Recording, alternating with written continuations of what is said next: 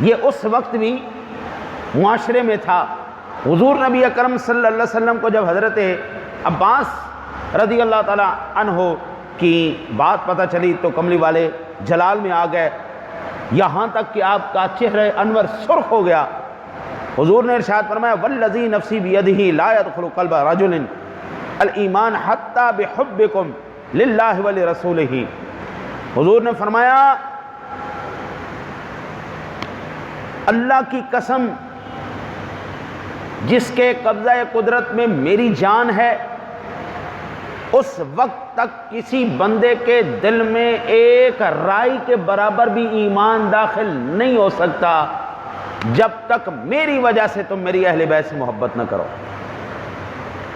یہ رسول کائنات صلی اللہ علیہ وسلم نے فرمایا۔ اب آپ یہاں سے اندازہ فرمائیں، صحابہ کی ذات ہو، اہل بیت کی ذات ہو، ان کے اوپر کبھی زبان نہیں کھولنی۔ 14 صدیاں گزر گئیں، مشاجرات صحابہ ہوئے، تاریخ نے لکھ دیا، بس بات ختم ہو گئی۔ اس کو 14 صدیوں کے بعد ممبروں پر ڈسکس کرنے کی کوئی ضرورت نہیں ہے۔ سادہ سی مثال ہے، آپ کے ماں باپ میں لڑائی ہو جائے، ماں کی سائیڈ لے کے باپ کو جوتے مارو گے یا باپ کی سائیڈ لے کے ماں کو جوتے مارو گے؟ کیا کرو گے؟ باپ کو مارو گے یا ماں کو مارو گے؟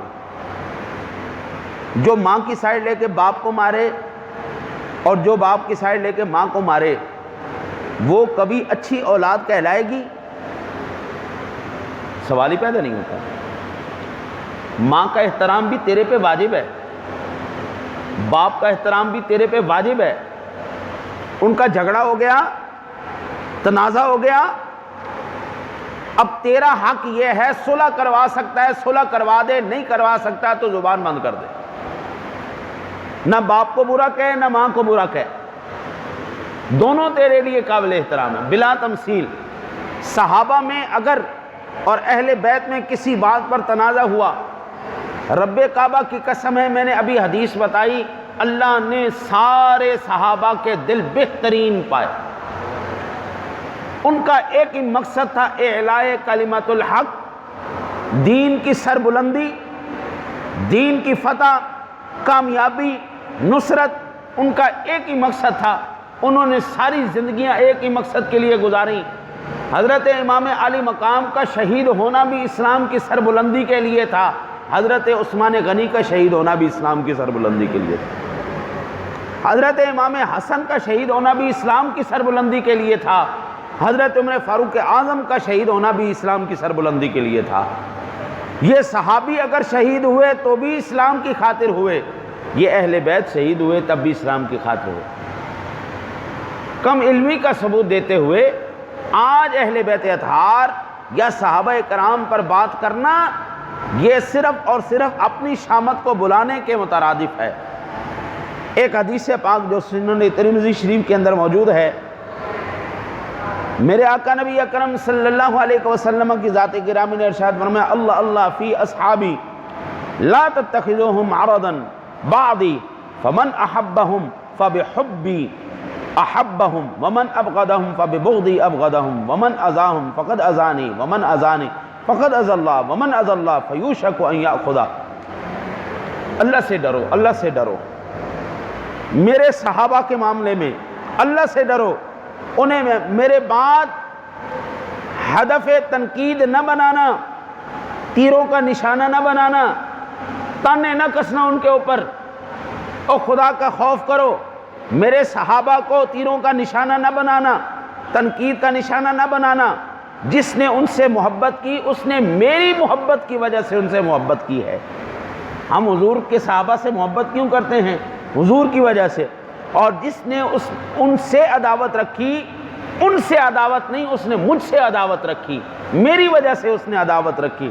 اور جس نے ان کو تکلیف پہنچائی اس نے مجھے تکلیف پہنچائی، اور جس نے مجھے تکلیف پہنچائی اس نے اللہ تعالیٰ کو تکلیف پہنچائی، اور جس نے اللہ کو تکلیف پہنچائی ان قریب اللہ تعالیٰ اس کی پکڑ فرمائے گا۔ آگے ایک روایت میں فرمایا لا تسبوا اصحابی فلو ان احدکم انفا مثل احد ذهبا ما بلغ مد احدہم ولا نصفہ. میرا کملی والے نے ارشاد فرمایا، اوپر دیکھ شور مچا رہے ہیں، میرے کملی والے نے ارشاد فرمایا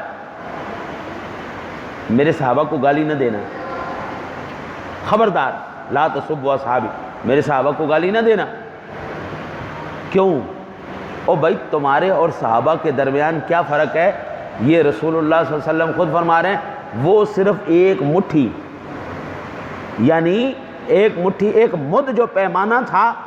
یہ صحیح مسلم شریف کے اندر باب تفسیر کے اندر انہوں نے اس پیمانے کا جو لکھا ہے، کہتے ہیں قدیم زمانے کا پیمانہ تھا ایک محتاط اندازے کے مطابق 839.808 گرام ہے.